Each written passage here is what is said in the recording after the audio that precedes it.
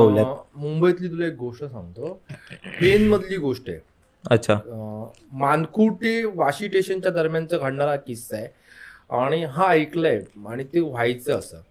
साधारणपणे एक बाई शंभू स्टेशनला चढायची, सगळे बघायचे तिला, जवळजवळ सगळ्यांना दिसायची ती.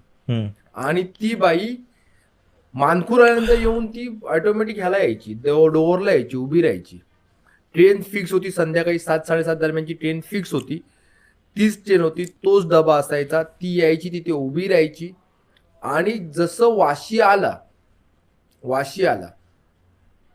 की ती बाई त्या वाशीच्या ब्रिजवरनं उडी मारायची. सगळे किंचाळायचे, सगळ्यांना वाटायचं अरे, कारण काही लोकांना कसं आहे, आज गेलं तर उद्या, काही ठराविकच लोक होते ज्यांना माहिती पडलं होतं हे होतं. मंदा पाटणकर करून तिचं नाव होतं का? आय थिंक सो असंच काहीतरी होतं. ती उडी मारायची आणि नंतर कळालं की ही बाई ऑलरेडी